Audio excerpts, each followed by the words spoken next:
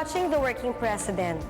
Dahil walang sawa sa pagbibigay ng kanyang serbisyo at oras ang nag-iisang working president ng bansa, tampok namin sa focus ang naging pagbisita ni Pangulong Arroyo sa malayong bayan ng Silvino Lubos, Northern Samar at pakikisaya niya sa makulay na selebrasyon ng Mascara Festival dyan sa Bacolod.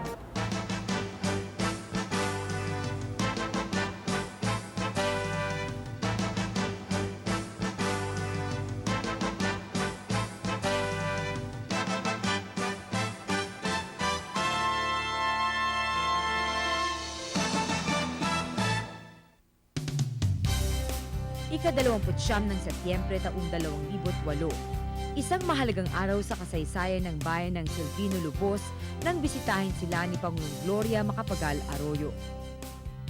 Unang-una, sa loob ng 41 taon na naging bayan ng Silvino Lubos, ngayon pa lang, nangyari na ang isang presidente ng Pilipinas, Pangulo ng Pilipinas, ay tutungtong sa aming lupain dito sa munting bayan ng Silvino Lubos.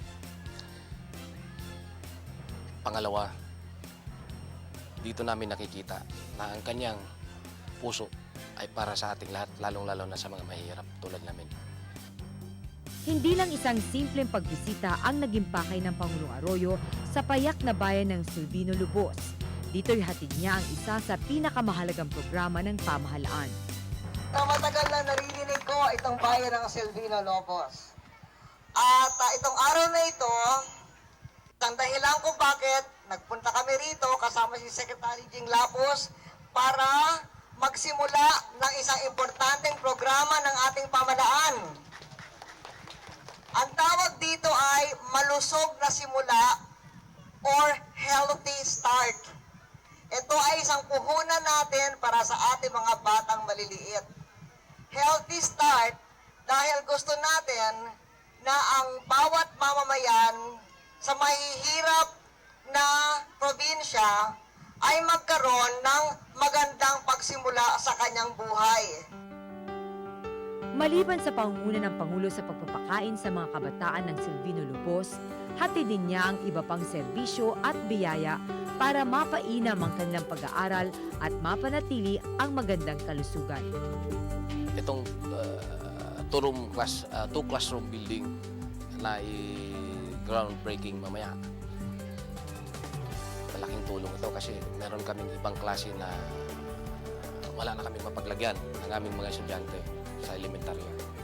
Yung medicines, kahit sabihin natin na ang munisipyo ay laging may handang medisina para sa mga mahihirap, mga pasyente, pero hindi para natin masasabi na nagkakasya ito dahil ang resources o ang pundo ng munisipyo ay hindi talaga sapat, lalo na sa isang 5th class municipality na katulad ng Silvino Lubos. Magagandang programa at adhikain ang hatid ng Panguluhan sa ating bayan at ang mga simulaing ito ang nagsisilbing ilaw ng ating kinabukasan. Marami pong salamat. Mahal naming Pangulo, ikaw po ang nagbibigay liwanag sa buhay ng aming mamamayan dito sa Silvino Lubos.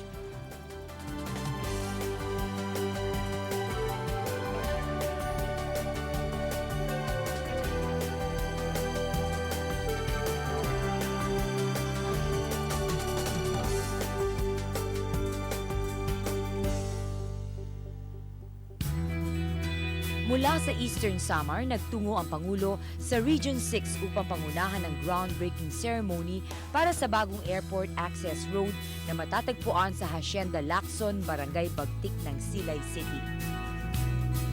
Well, yung Bacolod Silay Airport Access Road, ito yung actually request ng mga officials natin dito kay President Gloria Macapagal Arroyo na dahil nga sa bagong airport natin to, nangangailangan sila ng bagong road para hindi masyadong maapektuhan yung downtown proper ng Talisay at ng Silay.